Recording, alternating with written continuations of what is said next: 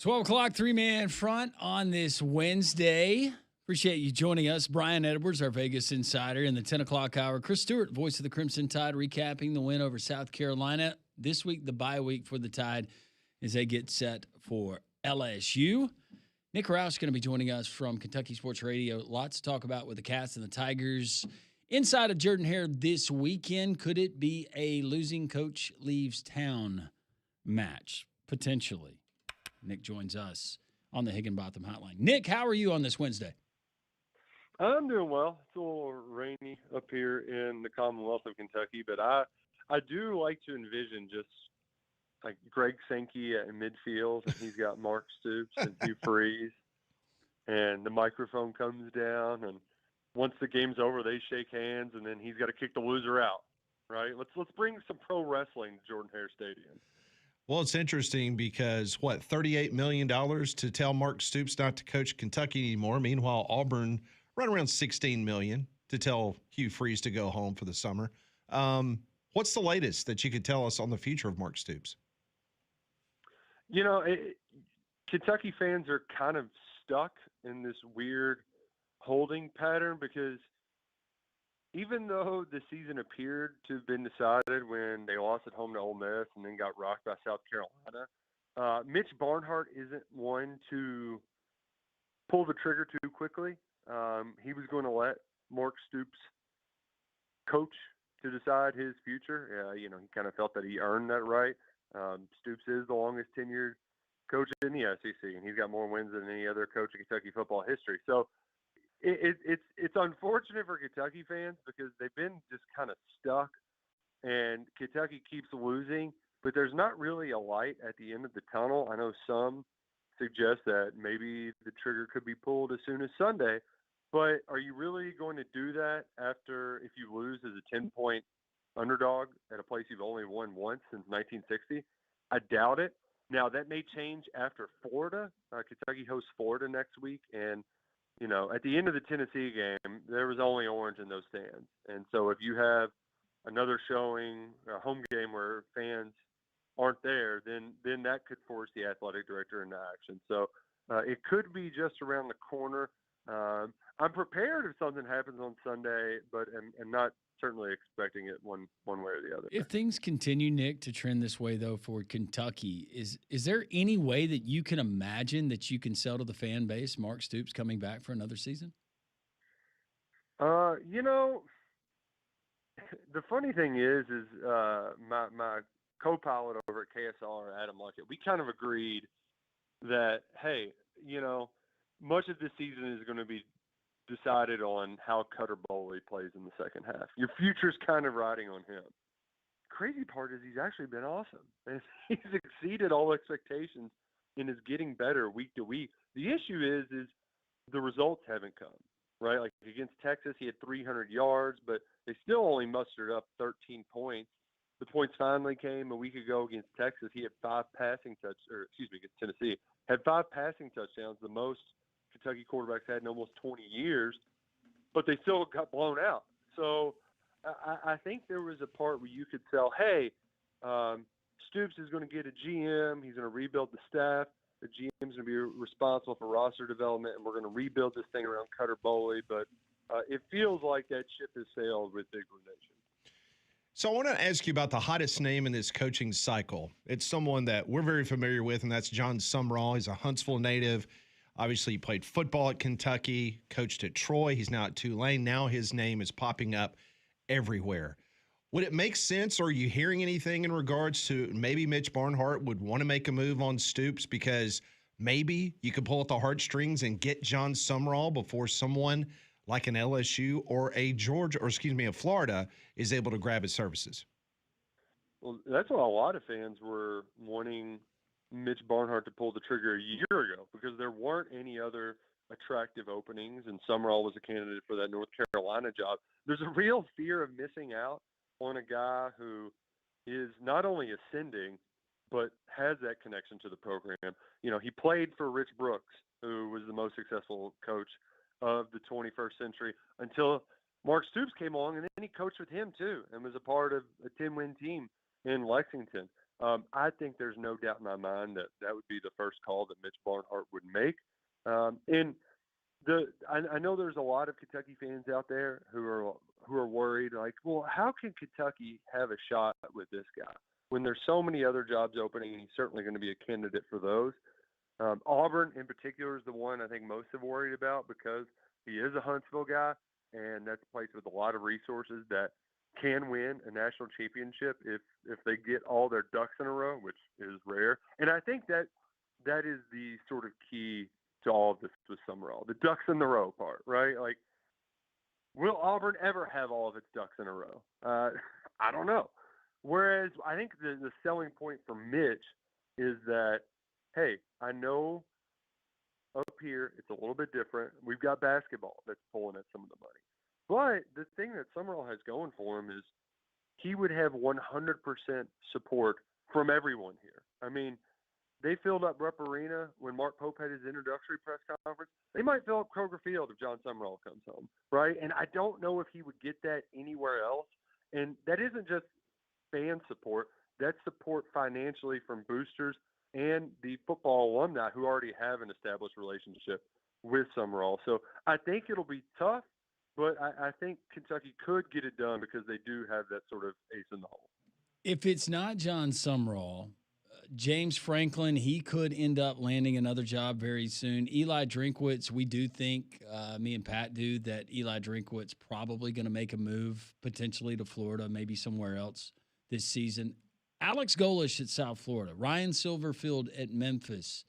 Are we talking now maybe that next tier for Mitch to start looking around as maybe one of those guys like a John Summerall, but not their names not being bannered about in this coaching cycle as much as Summerall's, but maybe going that route? Let me give you two names that are a little bit off the beaten path. One is Will Stein, the offensive coordinator at Oregon. Okay. He's from Louisville. He played at Louisville, but his dad's a UK alumni. They had season tickets growing up.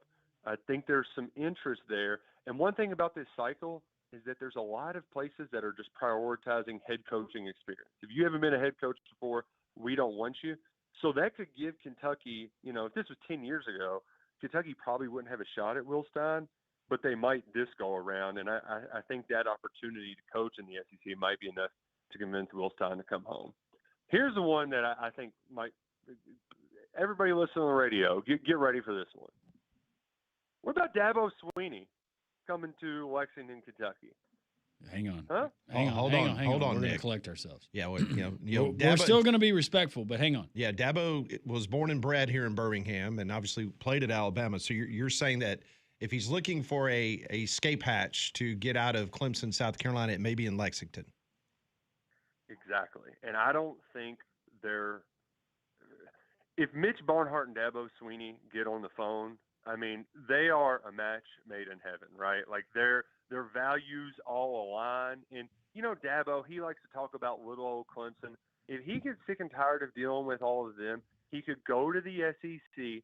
He could get a second start. And, I don't know if he would try to do things his way, but I think there would have to be some sort of terms of agreement. Like, yeah, Dabo, we're Kentucky. We have to use the transfer portal. What can we do here? Because me and Pat are behind this effort to get Dabo to Kentucky. It would be great for content. I don't know if it would work. I think in my mind, like, I don't think there's any Kentucky fans out there that are clamoring for Dabo Swinney. But I do think that it would be probably kind of like Bill Curry coming to Kentucky, right? Where it's kind of bad, but then you got 1 year where you win 9 games and you go to the Peach Bowl. Like, I think Dabo could do that. I think he'd get in the SEC, and just seeing him up on the set of the stage of the Paul Feinbaum show at SEC Media Days, I think is a sight that people around the league would love to see. Oh, my goodness. Nick Roush joining us for a couple more minutes from Kentucky Sports Radio. We're talking about the Kentucky football situation. We'll ask him about the basketball team coming up in a minute, but back to the issues with this football program. Almost every program in the SEC, if you do not have success, it revolves around the quarterback play. Has that been the biggest issue for Kentucky over the last couple of years in regards to having that guy that is at the elite level to give that competition against whoever Kentucky's playing that Saturday? That's certainly a huge part of it. I mean, that's been a huge part of the entire Mark Stoops era. But he found a way to be successful without it, with like average to above average play. Really, the biggest issue is just roster management in the NIL era because, I mean, Stoops built Kentucky into a solid program that was a hard out every Saturday because he took a bunch of 3-stars from Big Ten territory, brought them to the SEC, and developed them into great players. Benny Snell, all-time leading rusher, grew up in the shadow of the horseshoe and became a star at Kentucky. But what happened with the NIL, they had a hard problem, not only a harder problem acquiring talent, but also their player evaluations weren't great in the transfer portal. There were times when it was like, we can't miss with these players, and they just missed. So the talent has really fallen off. And then the other part, too, when it comes to developing, the recruit and develop was sort of his mantra. They had a star-studded coaching staff in 2021. John Summerall, who we mentioned before, was the linebackers coach. He's now at Tulane. Liam Cohen was the offense coordinator. He's now coaching the Jacksonville Jaguars. Steve Klinkscale, he was the secondary coach who brought in a guy like Maxwell Hairston, who was a first-round pick last year. That guy went and won a national championship in Michigan and then is now with Harbaugh at the Chargers. Like, now it's like he brought in Mike Stoops to coach the linebackers. He's never coached linebackers before. Like, it's just not there were more hires of convenience, and that ultimately has led the sort of cornerstones, the infrastructure of the program to erode. Nick, you would know this because you cover the program and you talk about them on a daily basis. But what does the financials, just an estimate as far as health inside the Kentucky collective, booster support? I know where it is for basketball, but for football, how much money will they have at their disposal to potentially fire a coach, pay his coaches, and replace his staff? What are we talking about? The short answer is enough. I think they'd have enough. And it's a little convoluted, but long story short, to get more revenue, you got to have more revenue, things that create revenue. So they want to build this entertainment district, but that's a waste of money if nobody's going to show up to your football games, right? So they have enough money to be able to make a move. And the other part, too, that I think is a huge, huge misconception is that all the revenue sharing is going to play for basketball players, which is just not really the case. I think it was certainly an issue when it was just the NIL era, right? Like finding people around the state to fund a football roster, a lot harder than it is to find people who are willing to pay for basketball players. But in the rev share era, they've got enough money. Like, money isn't an issue. They had enough money to build a good roster this year. They just had a lot of holes to fill, and they had too many misses. So I don't think it is as near as big of an issue as some might think elsewhere around the SEC. Nick, let's talk a little basketball in our remaining minutes. A top 10 preseason ranking for Big Blue as they get ready for another basketball season under Mark Pope. Just your thoughts and the prognosis for that basketball team and how it will shake out in the SEC this year. Man, they look good against Purdue. I mean, it's one of those where you try not to have your blue tinted glasses on. You try not to get too overhyped. But, they spent big bucks to get a talented roster. And I think that part of the sort of questions are like, is there enough high-end guys? Pope was like, you know what, we're gonna beat you with depth. We're gonna have guys across the board who can just wear you out. And that's what we saw in that first exhibition is the way they played tempo, the way they got up and down the court. One of, I think, the surprising delights for me to watch was Mo Diabate, the Alabama transfer. And you heard some of his former teammates talk about, like, man, y'all haven't really seen a lot of his game because at Alabama, Nate Oates was like, go rebound the basketball and play physical, right? There wasn't a whole lot of nuance to his game, but he's a good ball handler, a good slasher, and he can run the break. And I think this Kentucky team, they're just going to try to use pace and tempo to exhaust teams and come at you at waves of athleticism where, like is it the best shooting team? Are they as good as last year? Are they going to be like some of those Bama teams for Oates? I don't think so, but I do think they're going to be good enough to where if it's a close game in the final 5 minutes, that depth is going to wear on opponents to where they can ultimately pull away with the win. This feels like if they're not the best team, they're top 2 or 3. I think the league in general, it's not as top heavy as it was a year ago. The middle class is still strong, but right now in my mind, it's like Florida and Kentucky at the top, and then there's like 7 or 8 teams kind of jockeying to knock them off every once in a while, but certainly aren't in that same class. That is Nick Roush from Kentucky Sports Radio. Nick, always great to catch up with you. Hope to talk to you very soon as we get things going, either with the coaching search in Lexington or the basketball season. We'll see which one comes first. Always a pleasure to join you all on Jock. All right, appreciate it. Thanks, That Nick. is Nick Roush joining us on the Higginbotham Hotline. Higginbotham is your one-source solution for insurance, financial, and HR services. When we come back, the SEC Coaches Teleconference is currently underway. Hugh Freeze just had a couple of interesting notes to pass along about the quarterback competition and also the health of Cam Coleman. That's next.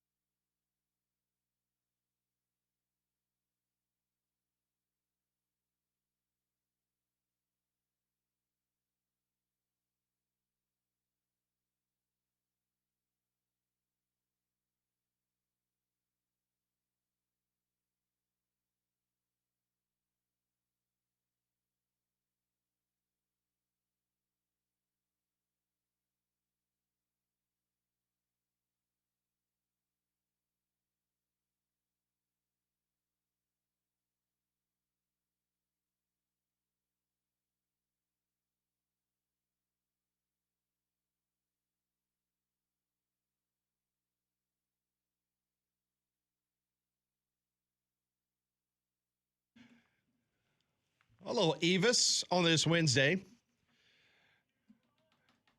Always great to catch up with Nick Roush from Kentucky Sports Radio. Man, some interesting things he said, especially about a couple of names that might be in the mix. Why are you making a face? It's my Elvis face. Oh, that you're making a face about the potential of Dabo Swinney. They got a Roy Bus in Lexington? Let's do it. Why not? Never expected that for Nick, but you know what? Maybe it's time.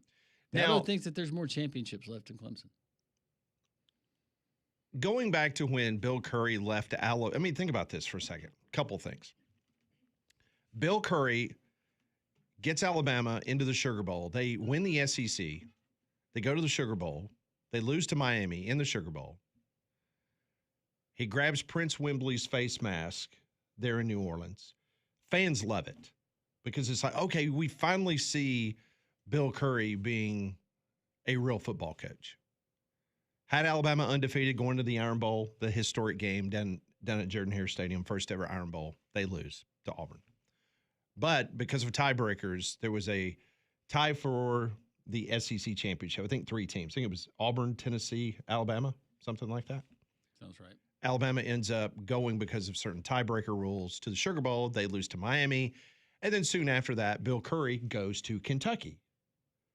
So you have an Alabama football coach leaves Tuscaloosa going to Lexington. Now, there was not a lot of crocodile tears for Bill Curry. That's been well noted about his problems in Tuscaloosa. So it was like, cool, good riddance, bye. And then you think back a little bit later when Dennis Franchione had appeared that he was getting things turned around at Alabama, and then he gets up and leaves and goes to Texas A&M. Now, by the way, I dealt with Dennis Franchione and that staff, and not the people that actually works at the University of Alabama, but the people that ran his own personal PR stuff, Mike McKenzie and those people. Those were absolute frauds. Like dealing with those people, that was bad stuff. But anyway, that was a shock too. But if Dabo Swinney were to leave Clemson for a program like Kentucky, to me, that would be the biggest upset, or however you want to call it, in the history of college football. I mean, he would just have to be. How strained would that relationship have to be at Clemson for him to make that move? Again, that's kind of a shot at Kentucky, but why would you want, if you've moving to the SEC to take that job? It just feels like things would have to be really, really bad there in Clemson for him to want to leave. Now, I will say this, and maybe you guys disagree with this. I do believe a place like Kentucky, whether it's John Sumrall, and you heard what Nick said about John Sumrall, I think that they are in just such a need of new blood and somebody that could get the program excited that you would absolutely have carte blanche and a lot of money to do what you wanted to get that football program competitive. Yeah. I think Sumrall could do it. Obviously, I don't think Dabo's not going there, because I think if Dabo had the toxic relationship with the people at Clemson, there were other places. If Dabo Swinney let it be known that he wanted out, there might be some places that would clear the decks for Dabo Swinney. Absolutely. I think it'd be more likely he went to LSU or Florida than Kentucky, just in terms of things that would be open right now. Florida had their option between Dabo and Drink. Oh, there go Dabo. Yeah. He's one of 3 active coaches to win a title. He's won 2. So the equivalent of him doing that, I'm just trying to find a kind of a side-by-side. If you were the head basketball coach at UConn and you left that job to take the Notre Dame basketball job, good football program, basketball, hit or miss. That'd be like going to Kentucky to leave Clemson, even Clemson in the ACC, little old bitty Clemson, to go and take that job. Ooh. But as Mark Stoops proved, you don't have to win every season. Just won a little bit. No, if he was there for 10 years and won 8 games every single year, they'd be thrilled. Just give him a reason to get excited every now and then. Hugh Freeze was on the SEC teleconference just a couple of moments ago. He mentioned that Cam Coleman hasn't been a full participant in practice this week, but thought he moved around pretty well at today's practice. Coleman is recovering from a sprained ankle he suffered against Arkansas last week. It looked really ugly. He got rolled up on, and he left the game for a little while. Then he came back, and to his credit, I mean, he gave it a go. Had a tough time trying to cut at times, but he made one of the catches of the year in the Southeastern Conference. That wonderful catch near the pylon. Jackson Arnold, when he was still in the game, threw that pass to Coleman for the touchdown. But then you have the pass in the Missouri game. I know. Doesn't make sense. It's crazy. Well, look at all the catches that Ryan Williams made against Tennessee. Yeah. Then nobody around him 20 yards, and he drops a pass on a fourth down. Anyway, Hugh Freeze gave us an update on how they've looked this week at practice and the ongoing competition between Jackson Arnold and Ashton Daniels. Through 2 practices, it's been, man, they both are really great guys that prepare well. They are getting us in the right things. They're setting the protections the right way. They're both making accurate throws for the most part. And so it's really hard to decipher the difference when you are in practice. And that's what's been so difficult is Jackson, of course, has gotten more of the reps because, Ashton wasn't here until late July. That's why it's so difficult to decide. And if you look at how Jackson's opened, the last 3 games, it's been pretty phenomenal. And he's played pretty flawless in those. But then in other moments, we just hadn't gotten over the hump in 1 games. So we're looking for kind of a spark. And, Ashton, I think, has the capacity to play really well, too. So it's going to be a tough call. Not quite ready to make it yet, but to have confidence in both of them. So he says it's a tough call. It is. I'll say it.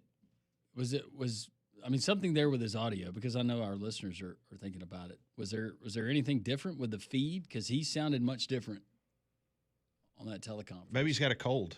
Maybe so. Yeah. No, he's Sounded like dealing Adam. with a lot of health stuff now, so. Yeah, may just be a different phone. Who knows? But yeah, he is noticeable. Says it's a tough call. So there's not been a big difference this week in practice between Daniels and Arnold. Well. Is that good or bad? I don't know.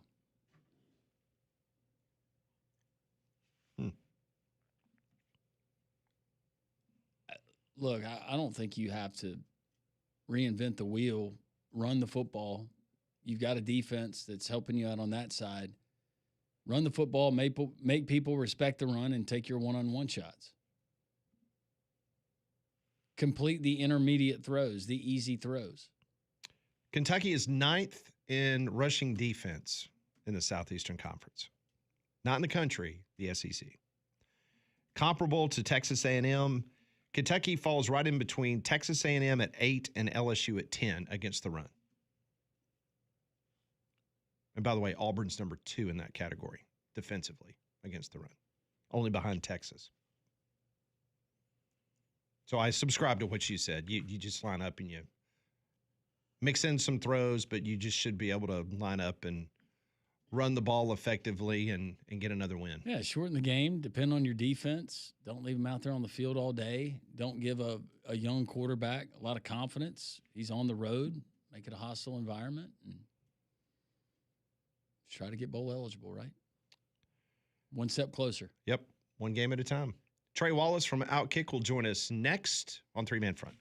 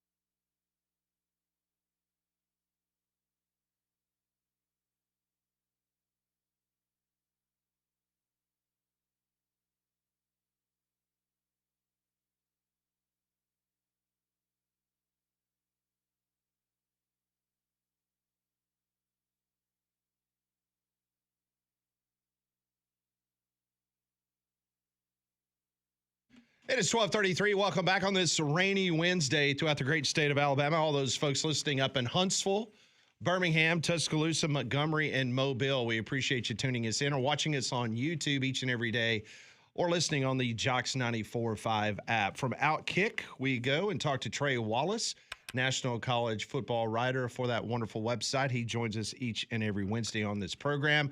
Trey, I hope you're doing well and the weather's a little bit better for you in your part of the world than it is here in central Alabama. I mean, it's not bad. It's overcast. It's fall. It's 48 degrees outside. I'm coming down with something, but you know what? It's football season. I mean, what can it get any crazier, guys? I mean, this is I think it's 5 weeks straight. I've come on after a coach has been fired, and I guess we'll have to extend that streak next week. But I can promise you, Dabo Swinney is not going to Kentucky. Yeah, that's we're not going to spend a great deal of time on that, but it was hey, in our business of sports talk radio, we welcome those type of crazy rumors, but yeah, I don't think that's going anywhere. All right, let's start with Auburn. You were on this program last week, and we just asked your opinion on the Auburn situation. What happened at Arkansas? Did that change your line of thinking one way or another, ultimately what is going to happen this year for Hugh Freeze?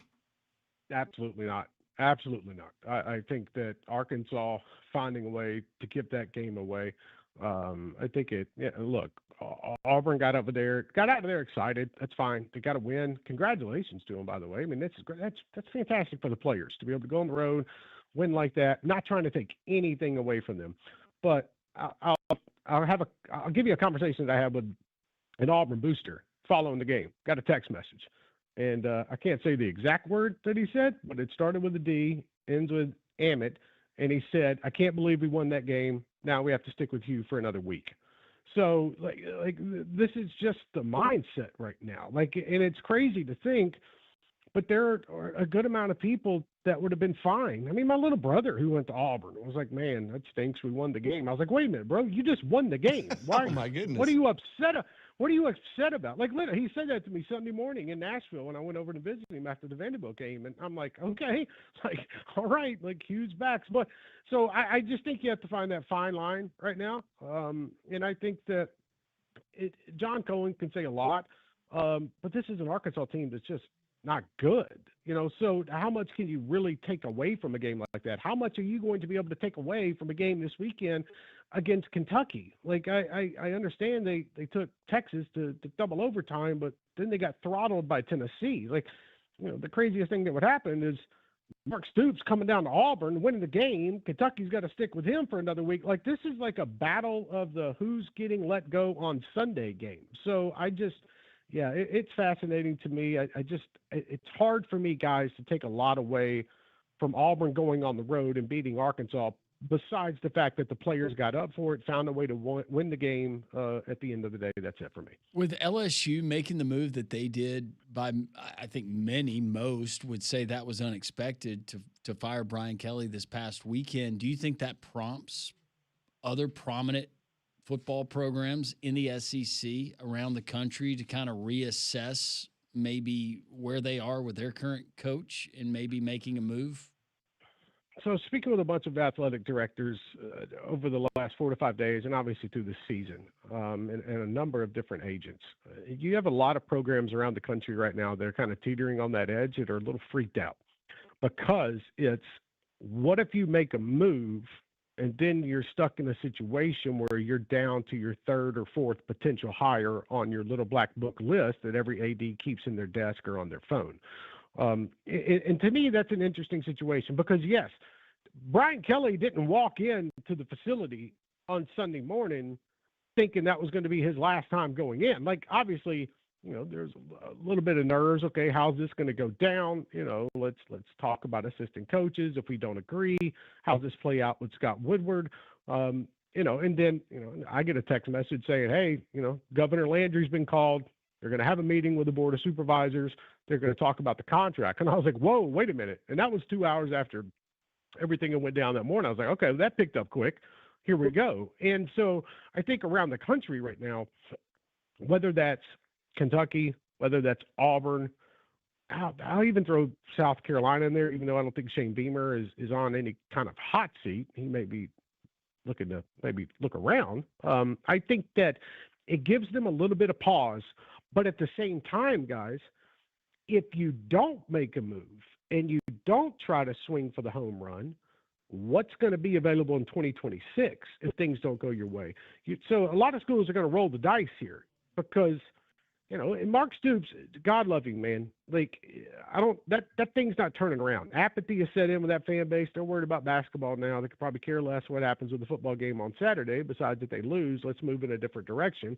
In my opinion, they probably missed out on John Summerall, because John Summerall is going to be a hot name when it comes to potential other openings, like if Lane Kiffin leaves Ole Miss or if Auburn job comes open. That's where Summerall would go compared to Kentucky. So we're getting into the dog days here, and it's crazy enough. We haven't hit November yet, and there are a lot of people around the country kind of freaking out just because there could be 35 job openings during the cycle. All right, so we all agree that probably the biggest loser with LSU's announcement this weekend was Florida, because everyone said, you know what, that's a very appealing job. So tell us what you're hearing on that front, because I got a feeling Scott Strickland probably had to drink a couple more gallons of Maalox to get through his Saturday night, thinking that he's now going to have to be in competition with LSU for a potential coach. Well, that's the crazy part about this all, is that Florida was sitting there Saturday night around 11 o'clock before that game went final in Baton Rouge thinking, all right, they're not going to make a move.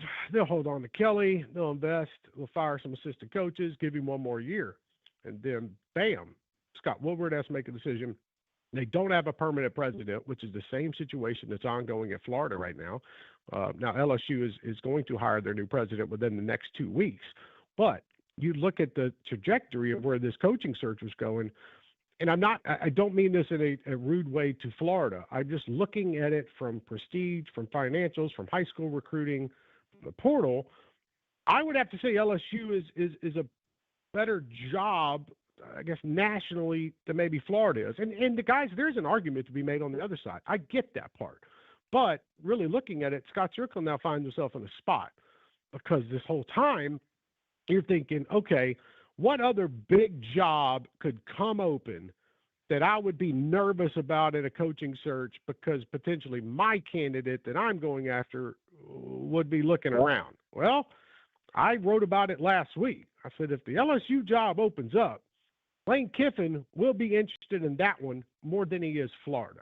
And what happens? LSU opens up. And so now you're in a situation where, okay, you better have 1A and 1B, and 1B to me is Eli Drinkwitz at Missouri. So this is where things start to pick up now, because Scott Strickland obviously is on the phone with Jimmy Sexton trying to see what Lane Kiffin's going to do. Lane is going to kind of play this thing out. And I think, something that's getting kind of left behind in this situation too, don't forget, like the early signing periods in early December, first week, the playoffs aren't going to start, and I'm talking about the on-campus games, to December 19th. You're not having the semis or quarterfinals until, New Year's Eve. Like, this thing could go on for a while. Like, one of these schools, and potentially both these schools, might not have a coach in place until after the transfer portal opens on January 2nd. So, to me, this is all fascinating, because who's going to be – and here's going to be the tell, guys. The tell is going to be which coach has not hired – which school has not hired a head coach by New Year's Day. Whichever school that is, you probably have a good track on which coach it's going to be. So I just think everybody in those both fan bases, LSU, Florida, need to take a deep breath, stop trying to decipher Lane Kiffin and the velvet ditch on social media and whatnot, and realize this is going to be a long 6-7 weeks. When Brian Kelly landed at LSU, I never predicted that. It was like, whoa, Brian Kelly, he's actually going to Baton Rouge. He's going to be the head coach. As far as guys we consider to be elite, Trey, maybe that guy that's certainly not on a coaching hot board, you think, he's comfortable. But he's unhappy where he is. He's looking to get out. You heard any rumblings? Any guys that we should potentially keep our eyes on? I mean, it's crazy enough that I said Brian Kelly 4 weeks ago. I don't think it was on here. I think it was with Michael Bratton, or 2 weeks ago. And so I don't think that they're big names. I've heard some whispers. You know what I mean? Would Lincoln Riley be open to be like, okay, I thought this thing was going to work out at USC. Let me go try something different at another big school, because Lincoln Riley is still a name, guys. Like, Lincoln Riley would be a monster pickup for somebody like Florida and maybe even LSU. I'll just throw those two schools out there because I think Penn State's going to go in a different direction here. I have a feeling, in talking with a number of folks, that there's going to be the surprise candidate, just like we saw in 2021. Somebody at a sitting school right now that we're not even talking about, that could be happy as go lucky with their current situation, is going to get an offer from potentially LSU, Florida, or some other school, and there's going to be moves to be made. I don't think it's going to be Marcus Freeman at Notre Dame. I think he is happy there. They're taking care of him. He's competing. He's got his team back in the college football playoff conversation like they never left after 2 losses. But there's going to be a sneaky name. I don't know if that's Dan Lanning. Dan Lanning, from all accounts that I've spoken with, is happy at Oregon, happy with the funding, happy with NIL, his contract.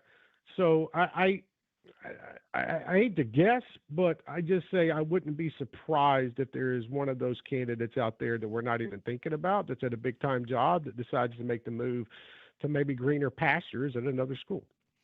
Finally, I wanted to ask you about the college football playoff. The next time we gather during this interview next Wednesday, it will be the day after the first installment of the college football playoff rankings next week. What are you looking for? Will there be an early indicator from this committee, one way or another, how they're viewing the SEC? Do you think the SEC is going to be heavily favored in these first rankings next Tuesday?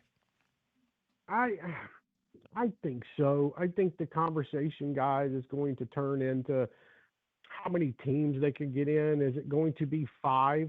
You know, Texas A&M obviously going to get, in my opinion, next week, probably get that, they'll get the 2 spot. Indiana gets the 3.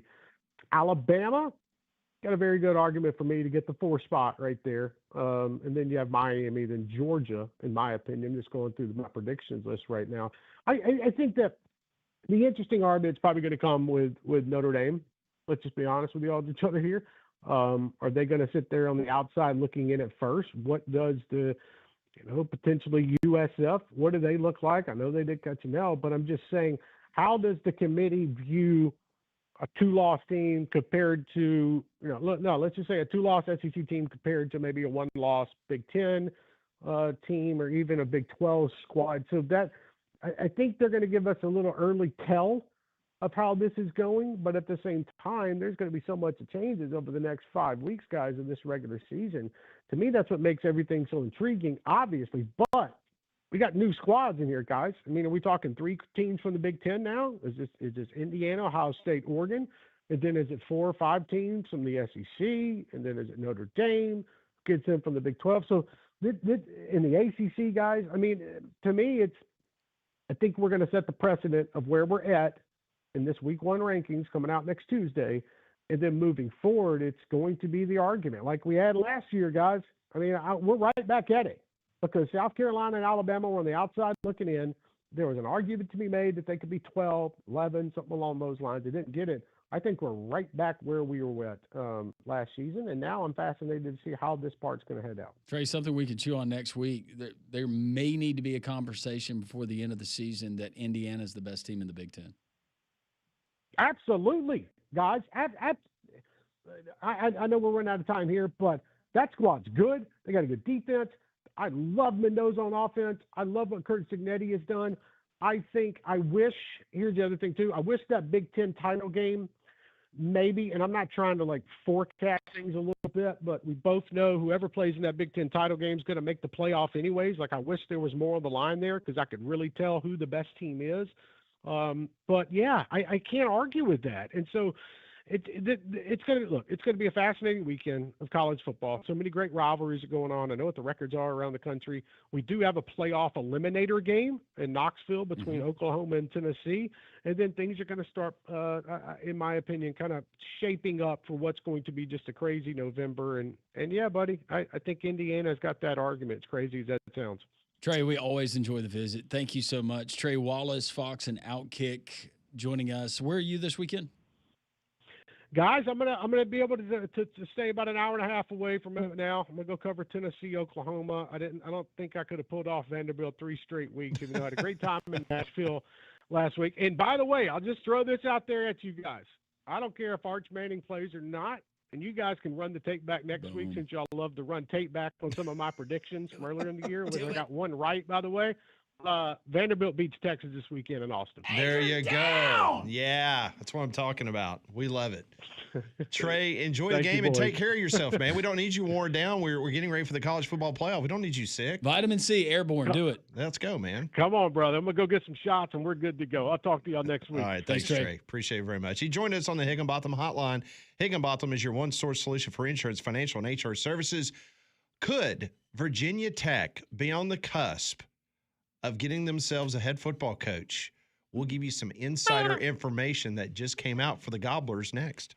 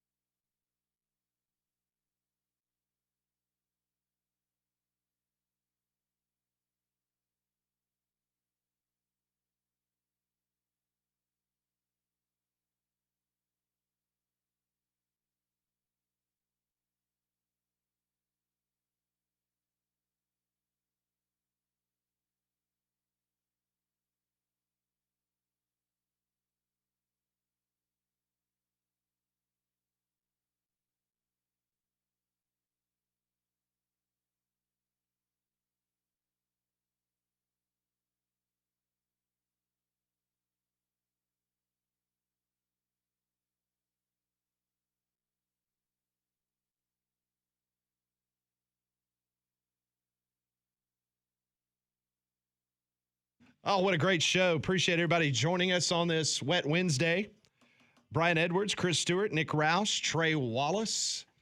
Trey will be there watching the wonderful Tennessee Volunteers wearing their black helmets, black jersey, black pants.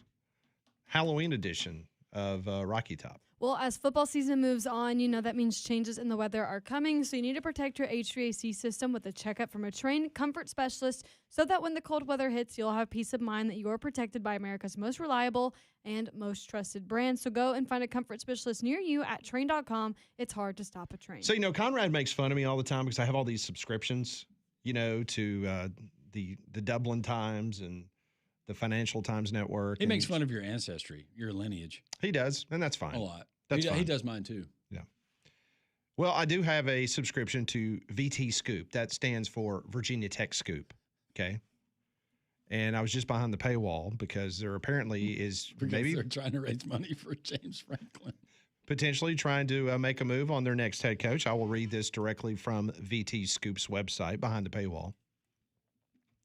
There's been a lot of smoke forming over the past few days about one particular candidate.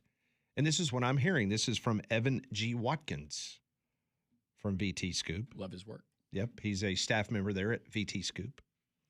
The hot name on the Virginia Tech coaching search has been former Penn State head coach James Franklin. After speaking with multiple contacts in the agency ranks and contacts of varying levels around college football and the recruiting industry, I can confirm that the rumors around Franklin and Virginia Tech seem to be picking up steam outside of Blacksburg. In my discussions and based on my experience in coaching searches at Virginia Tech, I'm of the opinion that there is mutual interest between the Hokies and Franklin. Does that mean a deal is done or a deal ultimately gets done? No, but it feels like the two parties are communicating. How far in are negotiations? That is not something I am privy to, but I am hoping to speak with more agent contacts over the next few days and into the weekend to see if I can glean more intel on this. In my opinion, we should know more about where this is heading into the middle of next week. Again, does this mean a deal gets done? It doesn't.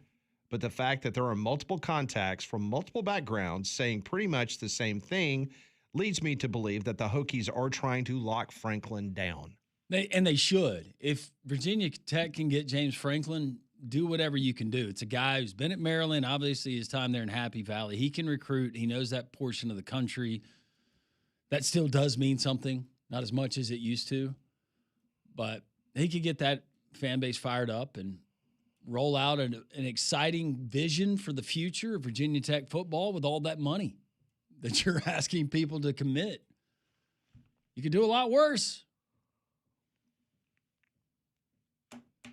Meanwhile, Ed Orgeron just gave an interview, and he says about wanting to be the next head coach at LSU. He says, I'd love to. Are you kidding me? I just got to get in my truck. I'll be